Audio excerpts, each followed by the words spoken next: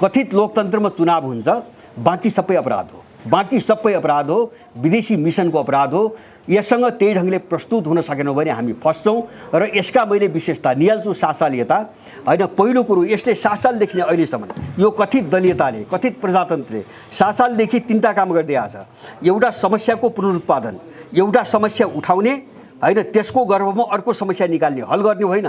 यिनले 7 सालमा उठाएको मुद्दा अहिलेसम्म हल गरेका छैनन्। त्यसैले समस्याको पुनरुत्पादन यो त एउटा डिजाइन हो एउटा। दोस्रो के हो भन्छ भने यो चाहिँ तपाईँको देश विरोधी जो शासन प्रणाली छ यसको आवरण परिवर्तन। बदनाम भयो भने नाम बदलिन्छन्। कहिले यसलाई प्रजातन्त्र भन्छन्, कहिले चाहिँ बहुदलीयता भन्छन्, कहिले लोकतन्त्र भन्छन्, कहिले संघीयता भन्छन्। बस नाममा परिवर्तन छ, सारमा केही पनि अन्तर छैन। र तेस्रो विशेषता के हुन्छ भने जति पनि कथित राजनीतिक परिवर्तन भए हामी गम्भीर बनाउँ यो मामिलामा। यिनको उत्पत्तिको चाहिँ नाभि नेपालमा छैन, यिनको इन्डिङ पनि नेपालभित्रबाट भएको छैन। समस्या अहिले जस्तो अहिले मूल रूपमा हामी कहाँ आर्थिक, राजनीतिक, सामाजिक, सांस्कृतिक, नैतिक, मनोवैज्ञानिक चारै क्षेत्रमा समस्या छ होइन। हामी चाहिँ शून्यबाट काम गर्नुपर्ने स्थिति छ, कहीँ सुधार गरेर जान सक्दैनौँ र त्यो पनि सबै क्षेत्रमा हात हाल्नुपर्ने स्थिति छ। जस्तो उद्घोषक साथीले भन्नुभयो, जस्तो मानिसमा जो नैतिक स्खलन छ, जो अपराधीकरण भयो, जुन प्रवृत्ति छ अवसरवादी प्रवृत्ति, यिनी समस्याहरू योजनाबद्ध रूपमा सिर्जना गरिएका छन्। देशमा नेपाली छैन, यहाँ देश खाली गर्ने एउटा रणनीति 47 सालपछि सुरु भयो र खाली ठाउँ विदेशीले भर्ने अभियान पनि सुरु भयो। यसका पछाडि ठुलो चाहिँ तपाईँको एउटा रणनीतिक मिसन छ, बाहिरी शक्तिहरूको मिसन छ। अब मैले तात्कालिक जस्तो हाम्रो दायित्वको कुरा गर्दाखेरि, जस्तो तात्कालिक रूपमा हेर्दाखेरि 12 बुद्धेको जो मिसन हो यसको अन्त्य नै हाम्रो तात्कालिक कार्यभार हो। यो एकदमै जरुरी छ हामी अगाडि पाइला बढाउनुको निम्ति। तर यससँग जोडिएको मेरो अर्को भनाइ के हो भन्छ भने 12 बुद्धेको मिसनको अन्त्य नै देशको सङ्कटको समाधान होइन। त्यो हाम्रो अगाडि बढ्ने खुट्किलो हो, त्यो अपरिहार्य छ, तर त्यो नै समाधान होइन। किन होइन भन्छ भने जस्तो मैले चाहिँ यहाँ धेरै मान्छेहरूले विकास भएन भन्छन्, गरेन, उद्योग धन्दा बेचे गर्नुहुन्छ होइन। यो अन्याय भएको छैन, यसका पछाडि सन्धि सम्झौता छन्। बहुराष्ट्रिय कम्पनीसँग भएका सम्झौताहरूले हामीलाई विकास गर्न दिइरहेको छैन। त्यससँग लड्ने कि नलड्ने मेरो कुरो होइन। जस्तो विश्व व्यापार सङ्गठन, अन्तर्राष्ट्रिय मुद्रा कोष, विश्व ब्याङ्क जस्ता संस्थाहरू पहिलो कुरो उनीहरूले सार्वजनिक क्षेत्रमा लगानी गर्न दिँदैनन् होइन सम्झौता अनुसार। हामीले शिक्षा र स्वास्थ्यको किन व्यापारीकरण भयो भन्छौँ होइन, त्यो सम्झौताले गरेको छ व्यापारीकरण। जस्तो उनले ऋण र अनुदान दिन्छन्, सशर्त दिन्छन्, जस्तो उनले छानेको सेक्टरमै लगानी गर्नुपर्छ। दोस्रो कुरा उनले जो स्ट्रक्चरल एडजस्टमेन्ट प्रोग्राम भन्छन् त्यो अनुसार हाम्रो देशको प्रणालीलाई उनको अनुकूल ढाल्नुपर्छ होइन। र त्यसपछि चाहिँ तपाईँको के हुन्छ भन्छ भने सार्वजनिक क्षेत्रमा लगानी गर्न पाइन्न, विकास त्यहाँबाट भइरहेको छैन, उनीहरूले दिँदैनन्। जस्तो अब देश अहिलेको स्थितिमा भन्छ भने देश विदेशीले चलाएको देश हो यो होइन, यहाँ कुनै नेपालीले चलाएको छैन, एनजिओ आइएनजिओ मार्फत उनीहरूले चलाइरहेछन्। यो समस्यासँग भिड्ने कि नभिड्ने, सार्वभौम सत्ता चाहिँ हाम्रो चाहिँ तपाईँको स्वाधीनता यस्तो डरलाग्दो छ होइन। जस्तो सिमाना, खुला सिमानादेखि लिएर के अरे चाहिँ सीमा अतिक्रमणदेखि लिएर सारा चिज छन्। यहाँ हामी जाने कि नजाने, यिनी धेरै समस्याहरू भए हामीलाई। त्यसको निम्ति मैले पनि एउटा प्राथमिक काम हाम्रो के हो भन्छ भने मान्छे यसरी भ्रष्ट बनाइदियो उनीहरूले। यदि यो देशको मान्छेलाई नैतिक धरातलमा ल्याउने हो भने सत्तामा बसेर आजसम्म जसले जे गरे नि यिनलाई कठोरतापूर्वक यिनको अन्त्य नगरिकन यो देशको मान्छेले नैतिकता सिक्दैन होइन। हामीले चाहिँ यिनको अन्त्य बिना हामी कुनै नैतिकताको सन्देश दिन पनि सक्दैनौँ। त्यसैले यिनीसँग निर्मम भएर जानुपर्छ। र अर्को मेरो चाहिँ स्पष्टता के हुन्छ भने तपाईँ सबै दल हेर्नुहोस्, यिनी सबैको चाहिँ उत्थानका दुईवटा विशेषता हामीले ख्याल गर्नुपर्छ। एउटा, यिनको उत्थान मानिसको रगतबाट भएको छ, मान्छे मारेर यिनको उत्थान भएको छ।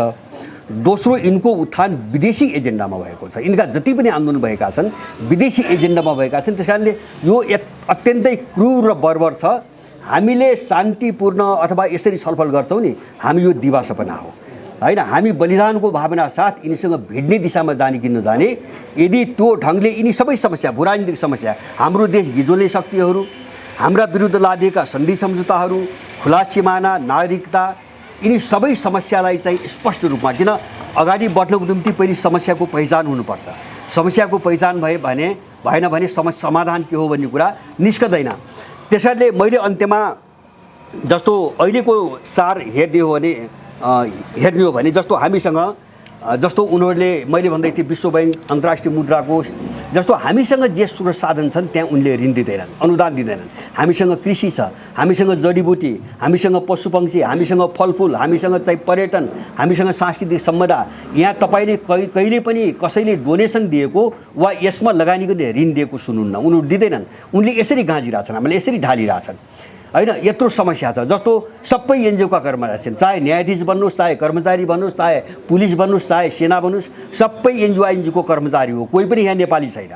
सत्ता सबै उनले चलाइरहेछन्। त्यस कारणले मेरो अन्त्यमा यहाँहरूलाई अनुरोध के हो भन्छ भने जस्तो प्रजातन्त्र अहिले जो लोकतन्त्र भन्छ र त्यो र अपराधको बिचमा एउटै अन्तर छ, त्यो अन्तर हो चुनाव। मैले छोटोमा एकदम छोटोमा र बुदामा 5 मिनटको समयको सीमा छ। अब मलाई कस्तो लाग्छ भन्छ भने जस्तो अहिले देशको निम्ति सबै जुटौँ भन्ने अमूर्त प्रश्नमा सबैको सहमति छ यहाँ। तर जुट्ने के को निम्ति भन्ने प्रश्न आयो भने यहाँ चाहिँ तपाईँको जुट्न सम्भव देख्दिनँ। मैले पनि धेरै कोसिस गरेँ हो। मान्छे विभिन्न खालका छन् यहाँ होइन। जस्तो हामी के को निम्ति जुट्ने, जस्तो अहिले सत्तासँग लड्ने कुरा गर्छौँ, हामी मन्त्रीको निम्ति हो कि प्रधानमन्त्रीको निम्ति हो कि देश निर्माणको निम्ति हो होइन। यो बिचमा धेरै ठुलो असमानता मैले देख्छु र मैले आफ्नो बुझाइमा यहाँ कार्यक्रममा जे खोज्नु भएको छ अनुसार म छोटो बुदागत रूपमा मात्रै केही कुरा राख्न चाहन्छु। पहिलो कुरो मेरो बुझाइ के हुन्छ भने अहिले हाम्रो देश सङ्कटको अवस्थामा छ। यो मामुली समस्या होइन। राज्य सत्ता जगैबाट चर्मराएको छ। संविधान, कानुन, नियम, नैतिकता सबै चाहिँ तपाईँको ध्वस्त भइसकेका छन्। त्यस कारणले हाम्रो लडाइँ सुधारको लडाइँ होइन। मेरो एउटा पहिलो कुरो, हाम्रो लडाइँ सुधारको होइन, हाम्रो लडाइँ आमूल परिवर्तनको, जगैबाटको परिवर्तनको हो। र यो जो सङ्कट छ, यो सङ्कटले राष्ट्रिय सङ्कटको रूप लिएको छ अथवा राष्ट्रिय विघटन, राज्यलाई असफल पार्ने, राष्ट्रिय विघटन गर्ने जुन डिजाइन अगाडि बढ्यो, अब यो रूपमा यो चाहिँ प्रकट भएको छ। त्यस कारणले यो राष्ट्रिय सङ्घर्ष हो भन्छु मैले। अबको लडाइँ चाहिँ राष्ट्रिय प्रतिरोधको लडाइँ हो, राष्ट्रिय सङ्घर्ष हो। अर्को मलाई के लाग्छ भन्छ भने हामीले जे देखिरहेका छौँ नि, जस्तो हिजो अस्ति पनि यहाँ विदेशीहरूका धेरै छलफल बहस भइरहेका छन्। नेपालको सङ्कट यहाँको आन्तरिक उत्पत्ति होइन, यो विश्वको जो ध्रुवीकरण छ त्यसको रिफ्लेक्सन हो। यो सकियो भनेर भन्ने हो, तर सकियो भनेर भन्दा यसलाई बचाउन के गर्नुपर्छ भनेर अगाडि जाने लिडरसिप चाहियो।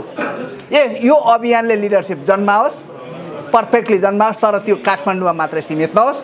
यति भन्दै म यहाँ धन्यवाद यहीँबाट बिदा हुन चाहन्छु। धन्यवाद। मैले सबैलाई एकमुष्ट अभिवादन गरेँ। सबैमा नमस्कार। म आज बोल्ने मानसिकताबाट, बोल्ने नाम आएको ठाउँबाट म आएको थिइनँ। म चाहिँ आज विशुद्ध रूपमा सुन्नका लागि नै आएको। मैले हिजो मात्रै यो कार्यक्रम यहाँ हुँदैछ भनेर चाहिँ थाहा पाएँ। अब दुईवटा कुरो छ, मैले लामो बोल्दिनँ। यहाँ धेरैजना वक्ताहरूले त्यो भनिसक्नु भएको छ। त्यो भनिसकेको कुरामा मेरो विमति छैन। जे आएको छ सबै ठिक आएको छ। भर्खरै पूर्व मन्त्री दीपक ग्यावालीजीको पनि मैले चाहिँ सुने र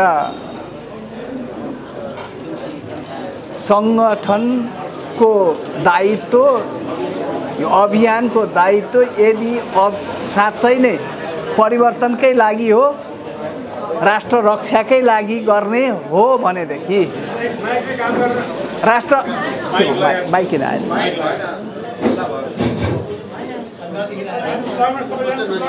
राष्ट्र रक्षाकै लागि गर्ने हो भने हामी कटिबद्ध भएर लाग्दा तपाईँहरू जहाँसुकै लाग्नुहोस्, म साथमा छु। म मात्रै साथमा छैन, आवश्यक पऱ्यो भनेदेखि अरूलाई पनि साथमा ल्याउनका निम्ति म तयार छु। तर त्यसको लागि स्पष्ट प्रष्टसितले नेतृत्व प्रष्ट हुनुपर्छ।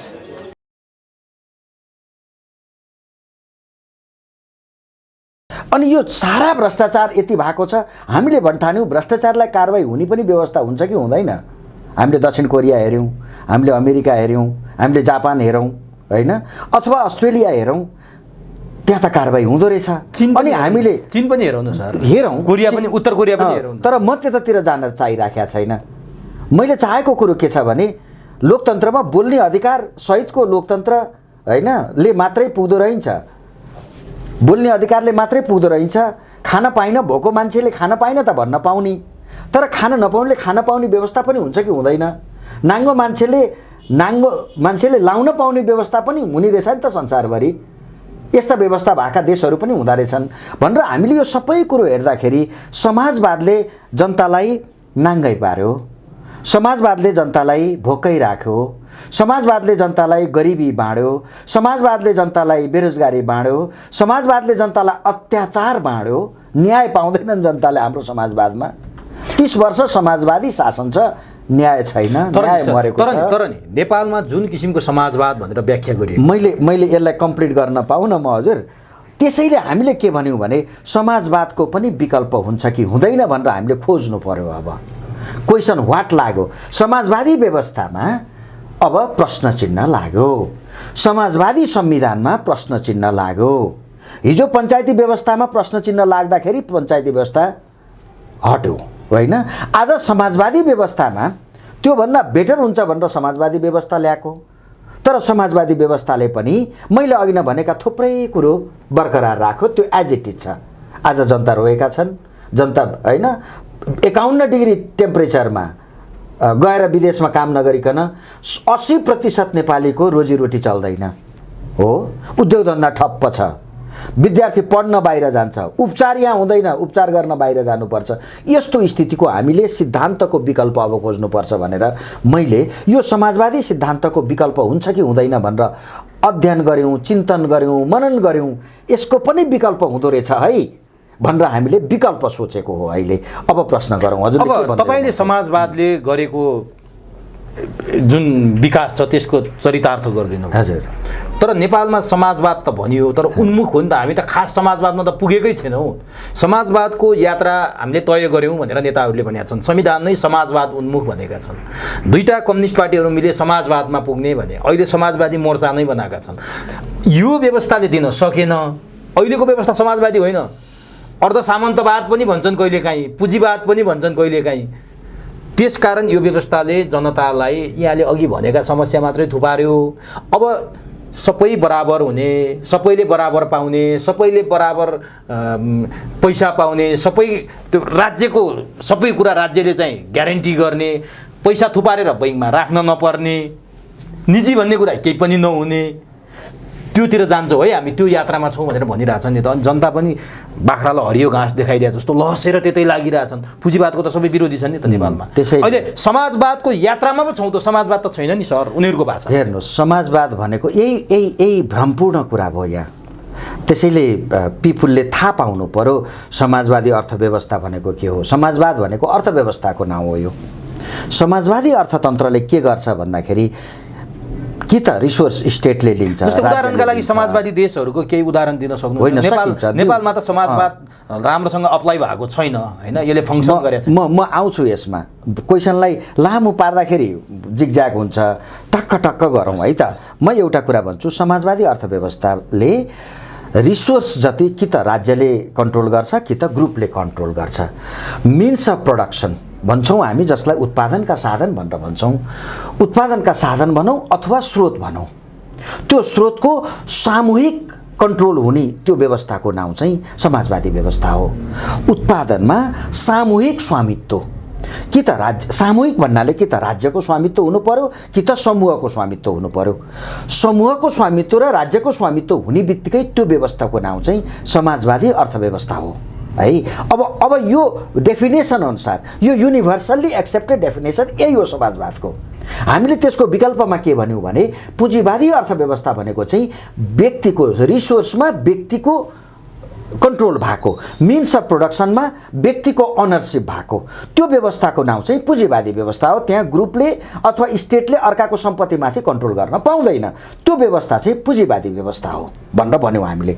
अब सामूहिक व्यवस्था जस्तै उत्तर कोरिया सामूहिक अर्थतन्त्रबाट, सामूहिक व्यवस्थापनबाट चलेको देश उत्तर कोरिया, भियतनाम, यी देशहरू चाहिँ होइन, दक्षिण अफ्रिकाका के अरे दक्षिण अमेरिकाका केही देशहरू, यिनीहरू चाहिँ सामूहिक ग्रुपको रिसोर्समा ग्रुपको अनरसिप अथवा राज्यको अनरसिप, त्यो व्यवस्था चाहिँ तपाईँको समाजवादी अर्थव्यवस्था जहाँ प्लान्ड इकोनोमी चल्छ भनेको राष्ट्रिय योजना आयोग छ, अथवा कन्ट्रोल्ड इकोनोमी चल्छ, अथवा नियन्त्रित अर्थतन्त्र। कन्ट्रोल्ड इकोनोमी जो नेपालमा अहिले अभ्यास भइरहेको छ त्यो नियन्त्रित अर्थतन्त्र हो। प्लान्ड कमिसन छ, हामीसँग प्लानिङ कमिसन छ, सिंहदरबारमा बसेका प्लानरहरूले इकोनोमिक प्लानिङ गर्छन्। ती सबभन्दा ठुला विद्वान हुन्छन् त्यहाँ बस्ने चाहिँ, अरू चाहिँ केही पनि नजान्ने हुन्छन्। त्यो व्यवस्था हामी कहाँ छँदैछ। हामीले ग्रुपलाई अनरसिप, जस्तै नेपाल टेलिकम कसले चलाएको छ? ग्रुपले चलाएको छ। राज्यको सहभागिता पनि छ र ह्यान्डफुल मान्छेले रिसोर्सलाई क्याप्चर गरेका छन्। नेपाल टेलिकम, नेपाल विद्युत प्राधिकरण अथवा साझा यातायात अथवा नेपाल एयरलाइन्स, जे जति कम्पनीजहरू छन् ती या त राज्यको अनरसिपमा छ। वन जङ्गल त्यो सबै ठुल्ठुला खनिज क्षेत्र उत्खनन गर्नुपर्ने क्षेत्रहरू त्यो कसले कन्ट्रोल गर्छ भन्दा राज्यले कन्ट्रोल गर्छ। त्यो त स्वाभाविक होइन। त्यसैले अब यसलाई स्वाभाविकै, अहिले त नेपालमा स्वाभाविकै भयो, तर हामीले के भन्यौँ? त्यो राज्यले कन्ट्रोल गर्नु हुँदैन भन्यौँ। राज्यले कन्ट्रोल गर्दै आयो। हिजो पञ्चायती व्यवस्थामा पनि कन्ट्रोल थियो। प्लानिङ कमिसन हिजोकै व्यवस्था हो, यो कुनै नौलो व्यवस्था होइन। कन्ट्रोल इकोनोमी पञ्चायती व्यवस्थामै थियो। पञ्चायती व्यवस्थाले गर्न सकेन भनेर हामीले बहुदलीय व्यवस्था ल्याएको हो, लोकतन्त्र ल्याएको हो। तर नेपालमा नाम मात्रको लोकतन्त्र आयो। प्लानिङ कमिसन, कन्ट्रोल्ड इकोनोमी, नियन्त्रित अर्थतन्त्र। नेपालको अर्थतन्त्रको नाउँ नै नियन्त्रित अर्थतन्त्र हो सुवेदीजी। नियन्त्रित अर्थतन्त्र, कन्ट्रोल्ड इकोनोमी हो नेपालको। अनिखेरि यो चाहिँ कसरी समाजवादी उन्मुख भनेर हुन्छ? यो समाजवादी अर्थतन्त्र हो अहिलेको अर्थतन्त्र। जब हामी यो अर्थतन्त्रलाई हामी व्यक्तिमा पुर्याइदिन्छौँ, अनरसिप व्यक्तिको सम्पत्तिमा कसैले पनि क्वेसन गर्न नपाउने, व्यक्तिले व्यवसाय गर्न पाउने, व्यक्तिले उद्योग धन्दा खोल्न पाउने। अब यस्तोमा नि यहाँले भनेको कुरामा ल व्यक्ति पुँजीवादमा व्यक्ति हाबी हुने कुरा गर्नुभयो, सर्वेसर्वा व्यक्ति नै हुन्छ, एकदमै त्यहाँ कन्ट्रोल व्यक्तिकै हुन्छ। यहाँले भनेको कुरा सत्य छ। हजुर। अब एकचोटि त्यहाँ चिरफार गरौँ है त। व्यक्तिले कन्ट्रोल गर्यो भने त्यो व्यक्तिको कम्पनीमा काम गर्ने मान्छेहरूले तलबमा काम गर्छ हो, होइन? एकदमै। तर व्यक्तिले 75% पायो भने, राख्यो भने, 25% तलब बाँड्दियो भने त्यो व्यक्ति धनी हुँदै जाने। त्यसको कम्पनीमा काम गर्ने कामदारहरू त्यो 25% तलबबाट चाहिँ उनीहरूले बाँडेर खाँदाखेरि उनीहरू गरिबको गरिब अथवा यथास्थितिको यथास्थिति तपाईँले बस्ने। बडो अनि कसरी चाहिँ पुँजीवादमा चाहिँ मान्छे धनी हुन्छ र सबै बराबर हुन्छ? बडो राम्रो प्रश्न गर्नुभयो। दुईवटा प्रश्न आयो यसमा। एउटा व्यक्ति धनी हुँदाखेरि मजदुरहरू शोषित उसका मजदुर त हुन्छन् काम गर्ने। एउटा प्रश्न त्यो भयो। अर्को प्रश्न, व्यक्ति धनी हुँदाखेरि के फाइदा हुन्छ? मालिक झन् धनी हुँदै जान्छ। एक्ज्याक्ट। तर काम गर्ने कामदार चाहिँ कि यथास्थितिमा रहला कि गरिब हुँदै जान्छ? एक्ज्याक्टली। तपाईँको यो दुईवटा क्वेसन सँगै आयो। म यहाँ आग्रह गर्न चाहेको कुरो के हो भने, व्यक्तिले जस्तै एउटा कम्पनी व्यक्तिले चलाउँछ, इन्भेस्टमेन्ट गर्यो उसले, होइन? उसले नाफाकै लागि कम्पनी खोल्ने हो। समाजवादी व्यवस्थामा नाफा खान दिइँदैन। हामी के भन्छौँ? नाफा चाहिँ उसको राइट हो भन्यौँ हामीले, ठिक्क उल्टो। समाजवादी व्यवस्थामा नाफा खानु चाहिँ अपराध हो, नाफा खान पाइँदैन। नाफा खानेहरूलाई प्रोग्रेसिभ ट्याक्सेसन सिस्टम भन्छौँ हामी, यो राज्यले लगाउँछ। र बढी नाफा खानेलाई बढी कर तिर्नुपर्छ। बढी कमायो बढी कर तिर्नु पर्यो। पैसा जति सबै राज्यले लिएर जान्छ र उसले कहिल्यै पैसा कमाउन पाएन। त्यसैले हामीले के भन्यौँ? बढी कमाउनेलाई कमाउने अवसर दिनुपर्छ। आज करोड कमाउनेले भोलि अरब कमाओस्, भोलि 5 अरब कमाओस्।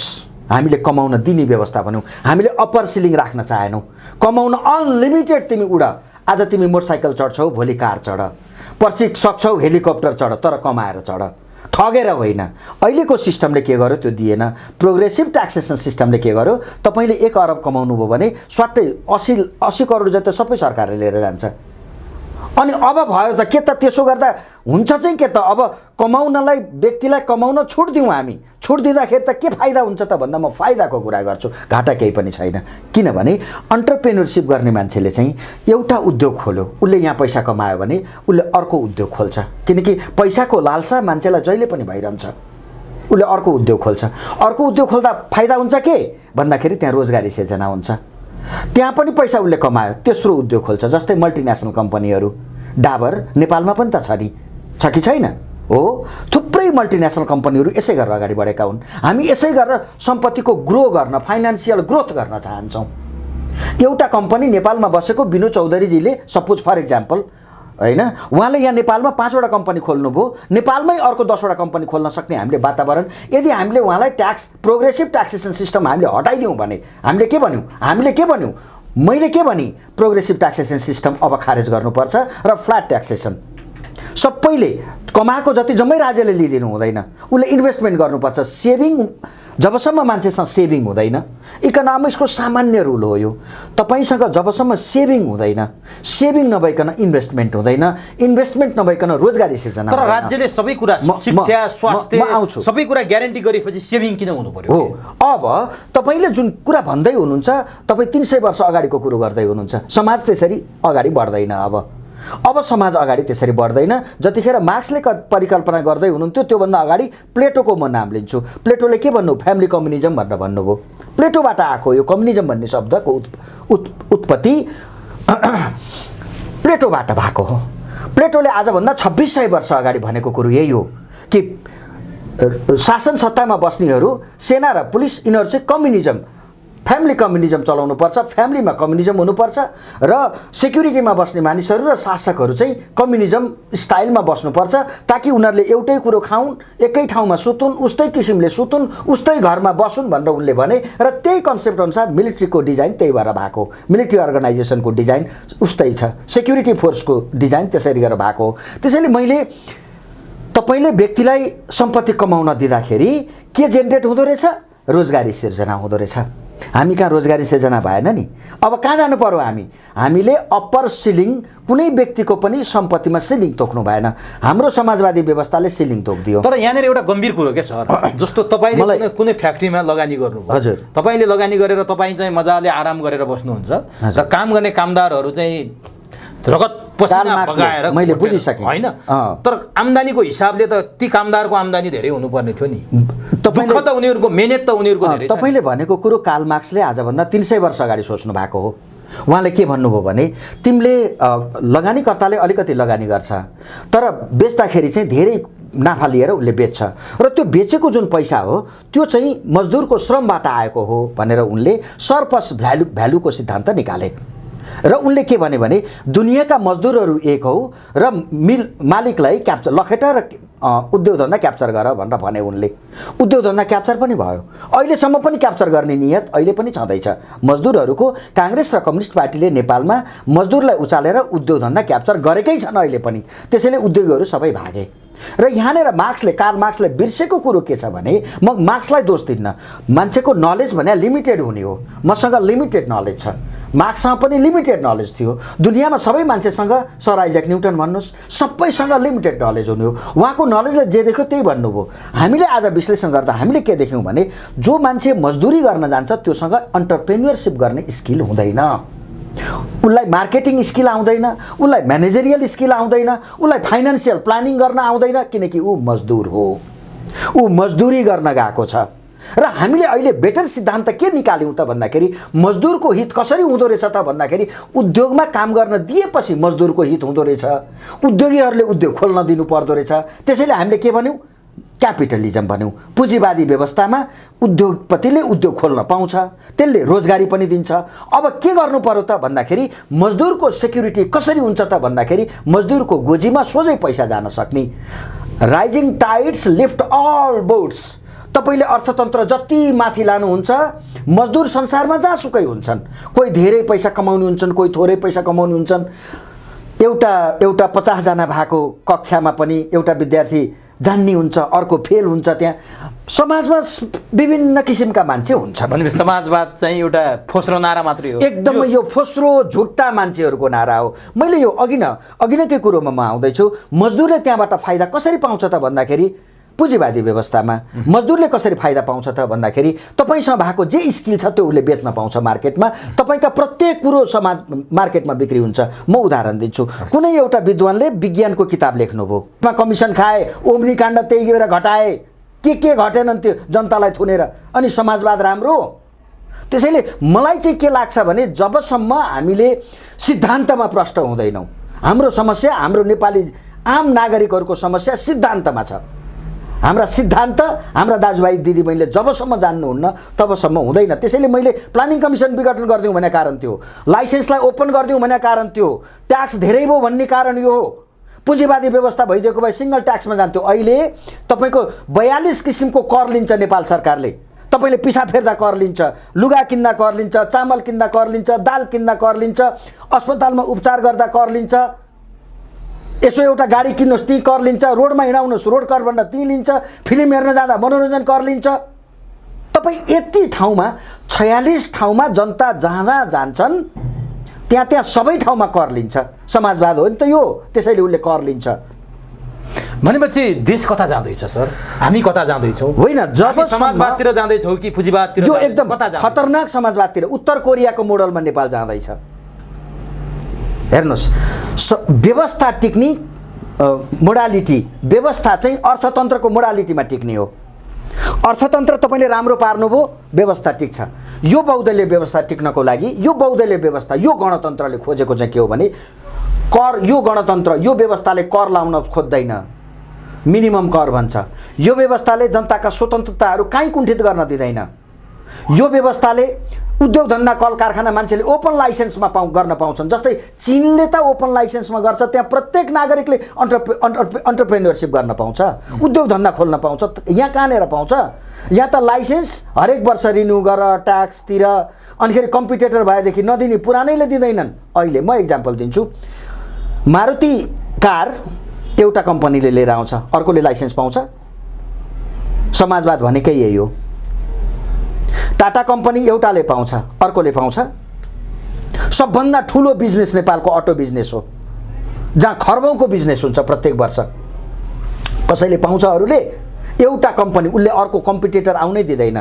तपाईँले भारतमा 4 लाख पर्ने गाडी यहाँ 52 लाख पर्छ। किन पर्यो त्यो? त्यो मोनोपोली, त्यो लेभलको मोनोपोली, सोसलिस्ट मोनोपोली, त्यसलाई भन्छौँ हामी सोसलिस्ट मोनोपोली। यो सोसलिस्ट मोनोपोलीले 4 लाख पर्ने तपाईँको गाडी यहाँ 52 लाख पर्छ।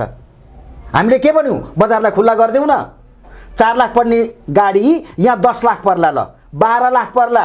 तर अर्कोले त 14 लाखमा बेच्छ नि त, अर्कोले 16 लाखमा बेच्ला, अर्कोले 20 लाखमा ल्याएर बेच्ला, अर्कोले 10 लाखमा बेच्ला। मान्छेले चोइसेस पाउँछन्। हेर्नुहोस्, मार्केट इकोनोमीमा चाहिँ मान्छेले चोइसेस पाउँछन्।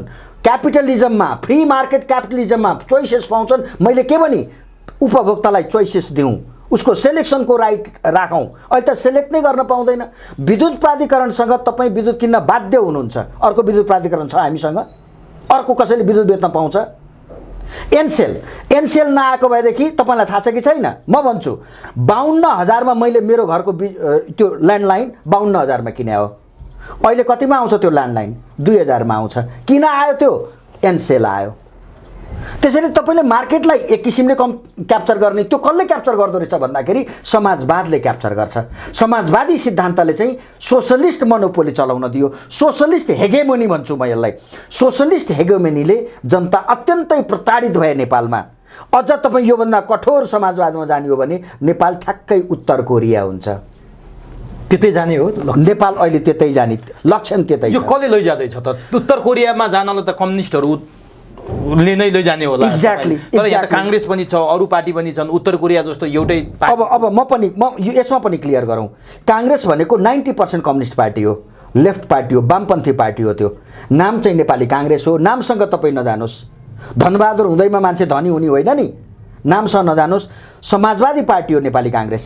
त्यसैले ऊ 90% कम्युनिस्ट पार्टी हो। उसले प्रयोग गर्ने भाषा, उसको कल्चर होइन, ऊ डाङडुङमा विश्वास गर्छ, दादागिरीमा विश्वास, आतङ्कमा विश्वास गर्छ नेपाली काङ्ग्रेस। काङ्ग्रेस र कम्युनिस्ट पार्टी नेपालमा आतङ्कमा विश्वास गर्ने पार्टी हुन्। जनतालाई टेरोराइज गरेर भोट लिने र स्थापित भइरहने पार्टीहरू हुन्। जुन पार्टी टेरोराइज गरेर जनतालाई आतङ्कमा आधारित राजनीति गर्छ त्यो लेफ्ट पार्टी हुन्छ, त्यो वामपन्थी पार्टी हो। अनि अहिले आएका वैकल्पिक पार्टीहरू, उनीहरूको सिद्धान्त क्लियर छैन। सम्भवतः मैले अहिलेसम्मको मेरो विश्लेषणमा केही नयाँ पार्टीहरू आएका छन्, तिनीहरू यो वा त्यो रूपमा लेफ्ट पार्टी नै हुन्। भनेपछि नेपालमा सेन्ट्रिस्ट पार्टी छैन? कुन छ र? सेन्ट्रिस्ट पार्टी हो तपाईँले परिकल्पना गरेको? मैले सेन्टर टु राइट हो मैले कल्पना गरेको। सेन्टर टु राइट पार्टी हो। सेन्टर टु लेफ्ट भए जम्मै? यी सबै सेन्टर टु लेफ्ट हुन्। अनि सेन्टर टु राइट पनि अलि बढी हुन्छ, त्यो पनि अलि दक्षिणपन्थी हुन्छ। यहाँ चाहिँ सेन्ट्रिस्ट पार्टीको जरुरी छ भन्छन् क्या। सेन्ट्रिस्टले चाहिँ अलि बिग टेन्ट, नेपालमा चाहिँ सेन्ट्रिस्टले फङ्सन गर्न सक्दैन। किन सक्दैन भने बहुमत चाहिँ लेफ्ट पार्टीको छ।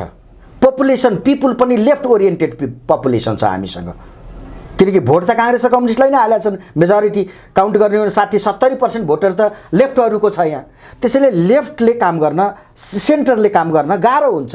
त्यसैले यिनलाई काउन्टर गर्न चाहिँ सेन्टर टु राइट, फार राइटले पनि काम गर्दैन। फार राइट भनेका चाहिँ जनताका दुश्मन हुन्। फार लेफ्ट र फार राइट थाहा पाइराख्नुहोस्। पोलिटिकल कन्टिन्युममा फार राइट पार्टी र फार लेफ्ट पार्टी भने चाहिँ जनताका दुश्मन हुन्, जनताका विरोधी हुन्, विकास विरोधी हुन्। फार लेफ्टहरू भनेको छुरा कम्युनिस्ट पार्टीहरू जनतालाई हैन हतियारबाट आतंकित पारेर शासन गर्ने ती पार्टीहरू पनि जनताका दुश्मन हुन्, विकास विरोधी हुन्। र अर्को फार राइट जसले अनेक किसिमका मुद्दा उठाएर हैन खालि नेसनलिटीको कुरा गर्ने, अनिखेरि हाम्रा परम्परा, हाम्रा यी र ऊ भनेर भन्ने यी फार राइटहरू पनि जनताका दुश्मन हुन्। यिनले पनि विकास गर्दैनन्। हामीलाई चाहिने भनेको इकोनोमिकल्ली हामीलाई विकास चाहियो, हामीलाई आज जुन रोजगारी चाहियो। जुन समस्यामा छौँ नि, अर्थतन्त्र डामाडोल छ। एक्ज्याक्टली। अब दसैँ पछाडि त भात खान नि पाइने हो कि होइन थाहा छैन। भारतले चामल रोक्ने कुरा गरिसकेपछि सरकार अत्तालिएको छ, खेतबारी बाँझो छ, अर्थतन्त्र डामाडोल छ, राजनीति यति अस्थिर छ।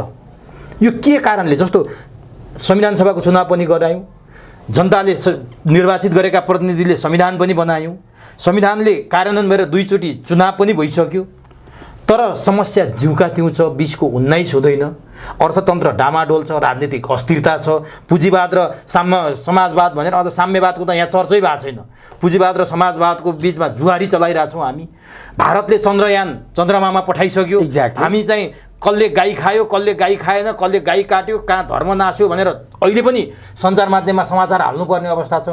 हेर्नुहोस् त यो बिजोक, यो दर्दनाक स्थिति, यो दयनीय अवस्था किन यस्तो समस्या भइरहेछ त? यो के भयो भने हामीले केही मान्छेहरू नेपालमा 3 जना मान्छेले सोध्छन्, कसैले अरूले सोध्नु पर्दैन।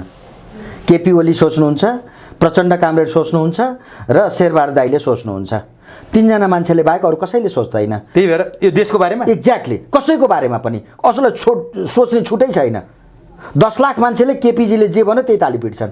तिनले आफूले इन्डिपेन्डेन्ट सोच्दैनन्, सोच्यो भने भीम रावल बनाइदिन्छन् है।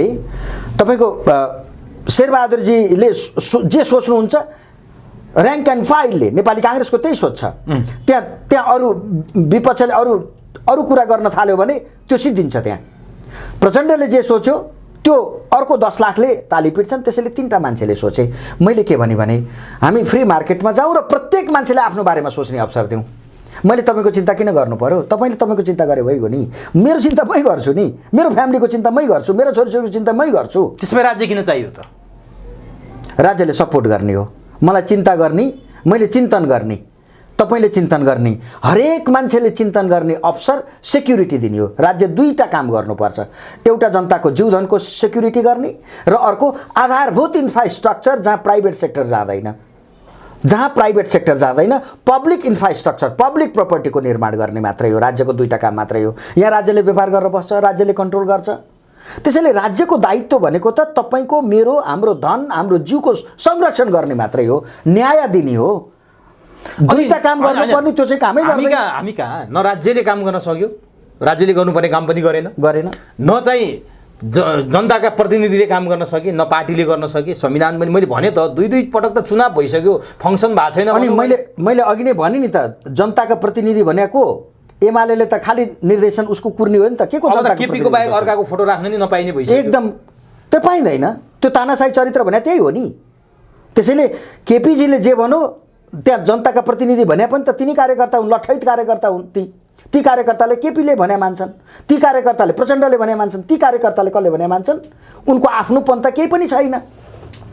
त्यसो भए नि जस्तो अहिलेको बडो चर्चाको विषय, सरकारले भ्रष्टाचारका फाइल खोल्न थाल्यो। भुटानी शरणार्थीदेखि ललिता निवास हुँदै सुन प्रकरणसम्म चाहिँ प्रचण्डले के नगर्ने भए, जरैसम्म पुग्ने भए, उस्तै परे पूर्व प्रधानमन्त्रीहरू पनि जेल जाने भए, देउबा पत्नी पनि जाने भइन्, भ्रष्टहरूको त समूल नष्ट हुने भयो भनेर हामीले तिग्रा ठटाएको हो नि केही समय त, होइन र? यी सबै कुरा चाहिँ फाइल खोल्ने, निष्कर्षमा नपुग्ने, गिजो लिने अनि छोड्ने, माथि चाहिँ जानै नसक्ने। जस्तो भुटानी शरणार्थी प्रकरणमा टोप बहादुर र बालकृष्णमा आएर फुल स्टप लायो। केपी ओली, आर्जु, मन्जु खाँडहरू देखिया थिए, अनसिन भइसके थिए सबै।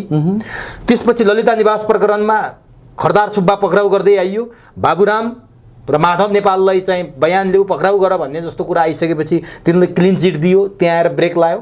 अनि सुन प्रकरण आयो, महरा र वर्षमान सिनमा देखिए, त्यहीँनिर ब्रेक लायो। अब त नारायण काजी श्रेष्ठमाथि नि संसदमा प्रश्न उठ्न थाल्यो, एमाले हप्तौँ संसद अवरुद्ध गर्यो, किन हो थाहा छैन। हिजो संसद अवरुद्ध खोल्यो, 2 बुँदे सहमति भयो। यो के हो त? यो हो, त्यसैले के भनियो भने यो किन यस्तो हुन्छ? यो आधारभूत रूपमा म सिद्धान्तको कुरा गर्छु। सोसलिस्ट पार्टीहरू चाहिँ करप्सन बिना सोसलिस्ट पार्टी टिक्नै सक्दैन। थाहा पाइराख्नुहोस् यो कुरा। जुन समाजमा करप्सन हुँदैन त्यहाँ समाजवादी पार्टी टिक्दै त्यसको अस्तित्व समाप्त हुन्छ। त्यसैले समाजवादी पार्टीहरू भनेको करप्सन बेस्ड पार्टीहरू हुन्। उनले भ्रष्टाचार गरेन भने ऊ टिक्दैन। किन भ्रष्टाचार गर्नुपर्छ र टिक्दैन मैले त्यसै हावातालमा मैले भनेको छैन। यो मैले यो किन भने उनका कार्यकर्ता पाल्नुपर्छ।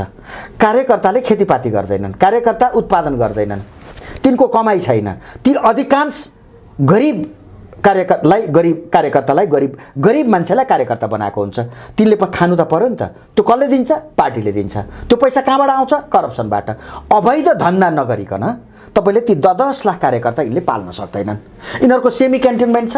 त्यसैले मैले के भने समाजवादी पार्टीहरू क्याडर बेस्ड पार्टीहरू हुन्। त्यसैले यी गलत भए, यिनले काम गर्न सक्दैनन्। विश्वविद्यालयलाई मैले भत्काउनुपर्छ किन भन्दा त्यहाँ भिसी हुने पनि उनको 54 कार्यकर्ता हो त्यहाँको भिसी। अर्को हुनै पाउँदैन। त्यसैले तिनको 54 कार्यकर्ता जसले उनको गुणगान गाउँछ, भजमन गाउँछ, त्यो भजमने कार्यकर्ता विश्वविद्यालयको भिसी भएर जान्छ। त्यही भजमने कार्यकर्ता अनेक ठाउँमा राजदूत भएर जान्छ। त्यसैले यो तरिकाले देश विकास हुँदैन बाबा। मैले भने त्यो मात्रै हो। तरिका गलत भयो। किनकि यो सिस्टम नै, यो जुन तरिकाले हामी हिँडेका छौँ, जुन राजनीतिक दलहरू छन्, ती राजनीतिक दलहरू त भ्रष्टाचार बिना टिक्नै सक्दैनन्। तिनले सुन ल्याउँछन्, तिनले अफिम ल्याउँछन्, तिनले गाँजा ल्याउँछन्, तिनले रक्सी बनाउँछन्, मान्छे बेच्छन्, के सरकारी जग्गा बेच्छन्। एक्ज्याक्टली। त्यसो नगरिकन तिनको त्यो पार्टीमा अस्तित्व हुँदैन। जोसँग पैसा छैन त्यो मान्छे त त्यहाँ काङ्ग्रेस कम्युनिस्टमा टिक्नै सक्दैन। किनभने जसले फन्डिङ गर्न सक्दैन पार्टीलाई, त्यो मान्छे त त्यहाँ टिक्नै सक्दैन। यो पार्टीको निर्माण नै यसै गरेर भएको हो। त्यसैले तपाईँ नारायण काजीसँग मैले त पहिल्यै पनि भने यो स्टन्ट हो है। नारायण काजीको मैले पहिल्यै भनेको यो एन्डिङ यो साँच्चीकै नेपालमा भ्रष्टाचार निर्मूल गर्छु भनेर यो आएकै छैन। यो त एमालेलाई तलाउनको लागि आएको हो, अर्थात् कसैलाई तर्साउनको लागि आएको हो। माधव नेपालजीलाई तर्साए, बाबुरामजीलाई तर्साउन मात्रै आएको। अब प्रचण्डजी सरकारबाट हटेपछि फेरि अर्काको पालो आउँछ। प्रचण्डलाई पनि त्यसै गरेर तर्साउने मात्रै हो। केपीजी आउनु हो भने प्रचण्डलाई तर्साउनुहुन्छ, माधव नेपाललाई तर्साउनुहुन्छ। तर्साउने मात्रै हो कि जेलमा पनि कोचाकोच गर्छ नि? होइन, जेलमा कोचेर के फरक पर्यो? उहाँहरूले भोलि पर्सि चोख्याएर निकालिहाल्नुहुन्छ नि एउटा समारोहमा। जुन मान्छेले जसले व्यक्ति हत्यालाई प्रश्रय दियो, राजनीतिमा अपराधीकरण गर्यो, त्यसले माधव नेपाललाई जेल हाल्छ? एउटा मान्छे राजनीतिक आवरणमा, होइन, सुदूरपश्चिममा एउटा पार्टी गठन भयो राजनीतिक आवरणमा, 2 वर्षको बच्चासम्म छोडेन त्यो पार्टीले, त्यसको अध्यक्षले छोडेन। त्यत्रो हत्या र हिंसा गर्यो, यिनीहरूले छोडिदिया होइन? हाम्रै उमा पार्टी कार्यालय देख्नु भएन? हाम्रै अफिसको छेउमा त्यत्रो शानदार पार्टी कार्यालय। एक्ज्याक्टली। त्यसैले मैले के आग्रह गर्न चाहेको भने राजनीतिलाई अपराधीकरण उहाँहरूले गर्नै चाहनुहुन्छ। किनभने आतङ्कमा मात्रै समाजवाद टिक्छ। यो सिद्धान्त बुझ्नु पर्यो। समाजवाद टिक्ने आतङ्कमा मात्रै हो। तपाईँ पिसफुल्ली जनताले काम गर्न पायो भने समाजवाद लखेड्छन्। भनेपछि यत्रो दिन संसद अवरुद्ध गर्यो एमाले। भ्रष्टाचार, सुन तस्करीमा गृहमन्त्रीको हात छ, अर्थमन्त्रीको हात छ, प्रधानमन्त्रीले राजीनामा देऊ, गृहमन्त्री राजीनामा देऊ भनेर निरन्तर अवरुद्ध गर्यो। हिजो 2 बुँदे सहमति भयो। अनि कुरो ठाङठिङ मिल्यो। त्यो गिरिबन्धु टी स्टेटको फाइल खोल्छु भन्यो सरकारले। केपी हिजोदेखि किन खोल्ने भनेर केपी ओलीले भन्न थाले। त्यो पनि प्रचण्डले पनि चर्चा गर्न छोडिसके। यो किन यो काले मिलेर खाउ भाले भन्दा? त्यसैले मैले अघि नै के भने त्यही चाहिँ सम्झनु पर्यो। समाजवादी पार्टी भनेको करप्सन बेस्ड पार्टी हो। करप्सन बिना यी पार्टी टिक्दैनन्। तपाईँ करप्सन फ्री पार्छु भन्नुहोस् यो देशलाई, एउटा समाजवादी पार्टी एउटाले अर्कोलाई कारबाही गर्ने जस्तो पनि देखिन्छ। एउटाले अर्काको विरोध पनि गर्छ, गाली पनि गर्छ, भाषणमा पनि गाली गर्छ, आक्रमणमै उत्रिला जस्तो पनि गर्छ। तर अन्ततगत यिनीहरू एक ठाउँमा आउँछन् के यसको कारण के छ भने नेपालमा राज्य सत्तामा हुँदा सबै स्रोत क्याप्चर गर्न पाइन्छ। राज्य सत्ताबाट बाहिर बस्दाखेरि स्रोतमा क्याप्चर गर्न पाइँदैन। समस्या यो हो। त्यसैले हिजो नेकपा एमाले थियो, स्रोत सबै उसको थियो, होइन? प्रधानमन्त्रीले सबै लिएर गएको हो नि त। अनि अहिले प्रचण्डजीले चाहिँ झिक्नु भएको छ र? सेन्ट्रलाइज जुन प्रधानमन्त्रीले गर्नुभयो त्यो त डेमोक्रेसीमा हेर्नु सबैलाई फङ्सन गर्न दिनुपर्छ। केपीजीले दिनु भएन, सबै प्रधानमन्त्री अन्तर्गत पिएमओ अफिस अन्तर्गत लिएर आउनु भएको थियो सबै चिजलाई। अहिले त्यही कन्टिन्यू छ नि त। हिजो देउबाजेले नि त्यही गर्नुभयो, आज प्रचण्डजीले नि त्यही गर्नुभयो। कहिलेसम्म बोक्ने त सर? 34 वर्ष भएछ यो भारी बोकेको, विकल्प के त? होइन, जनताले बर्बाद भयो, युवाले देश छोडिसके, खेतबारी बाँझा भए, अर्थतन्त्र डामाडोल छ, जनता जागिर खाने, प्रहरी सेना निजामतीमा जागिर खाने युवा नभेटिने अवस्था आयो, विमानस्थलमा जाने भने तुरुक्कै आँसु आउने अवस्था छ। कहिलेसम्म बोक्ने त? तपाईँले भनेको जस्तो पुँजीवाद पनि आउन्न, अर्को मान्छेले यो सुन्दैन, अर्को मान्छेले यो बोक्नै चाहन्न, ऊ खालि समाजवाद रट्या छ, समाजवादले हामीलाई कङ्गाल बनाइसक्यो। तपाईँको परिभाषा सापट्टि ल्याएर भन्दैछु है म। अनि कहिलेसम्म यो अस्ति पन्जर बोकेर हिँड्ने त? कोही केही विकल्प छैन अरू? मान्छेले त सेना आउँछ भन्न थालिसक्यो क्या। होइन, कसैको केही यहाँ हेर्नुहोस्, जबसम्म जनता मालिक जनता हुन्, यो देशका मालिक जनता हुन्, यिनले जनतालाई दास बनाएका छन्, उनका रैती हुन् जनता भनेको। अहिले म जनतालाई जनता भएको दिन यो देशमा गरिबी पनि हट्छ, बेरोजगारी पनि हट्छ, सम्पन्नता पनि आउँछ र एउटा युवा बाहिर जानु पर्दैन। यही देश सिङ्गापुर बन्छ, हङकङ बन्छ, हङकङ जस्तो बन्छ, अमेरिका जस्तो बन्छ। सूर्य अस्ताउने बेला भइसक्यो सर। अस्ताइसकेपछिको यो बत्तीको उज्यालोले के अर्थ राख्छ र सर? होइन, एक दिन आउँछ पापको घैला, जुन पाप यिनीहरूले गरेका छन् त्यो पापको घैला एक दिन फुट्छ। एक दुई पुस्ता त गइसक्यो त, 7 सालदेखिकै हिसाब गर्ने हो भने सर। अनि कुन पुस्ताबाट चाहिँ देशले सुख पाउने हो?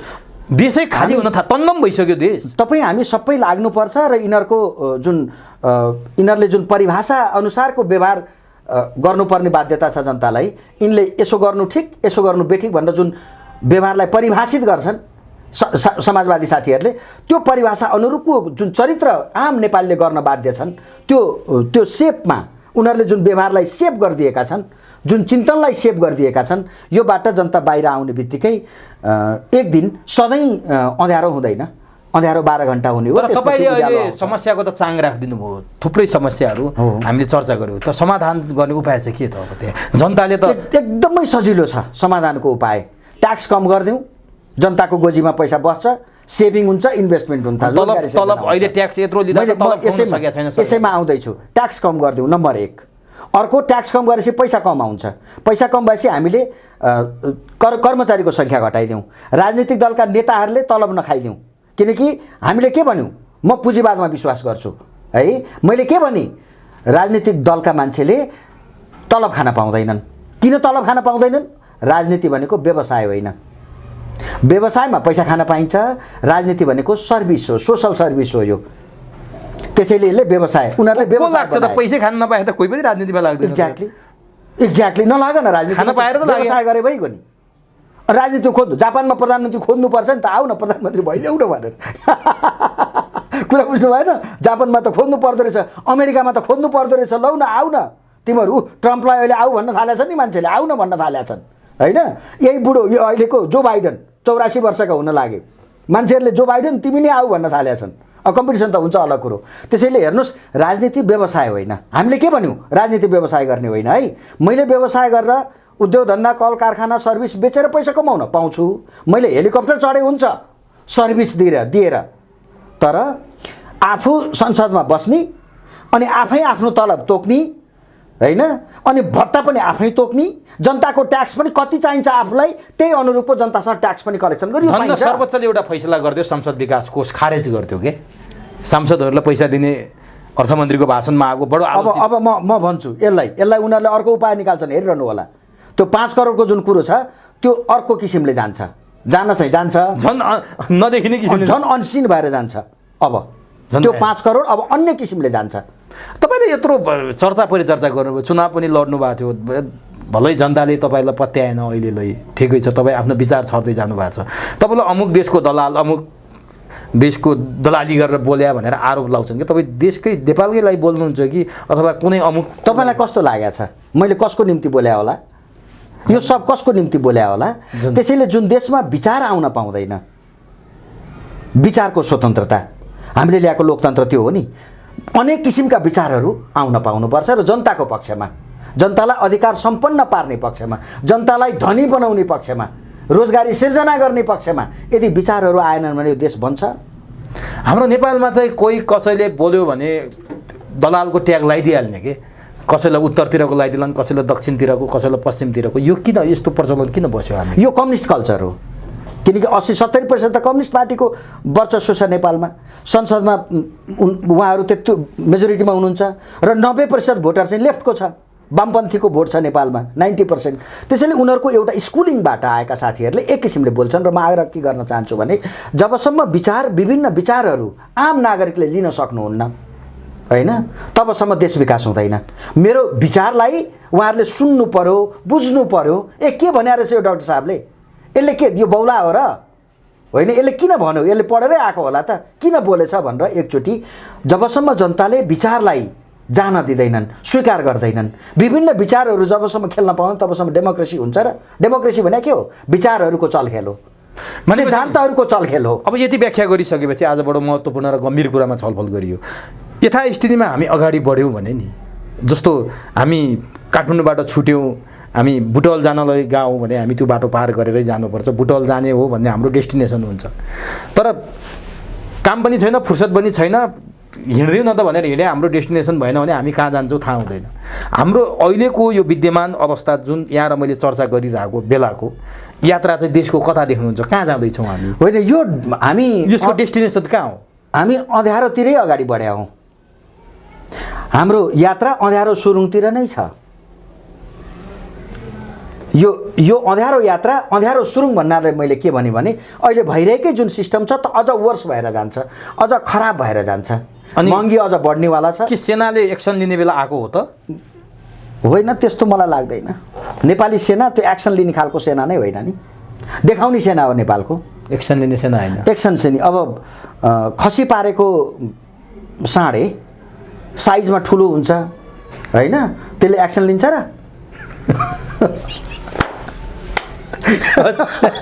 यो महत्त्वपूर्ण समय र संवादका लागि यहाँलाई हार्दिक धन्यवाद।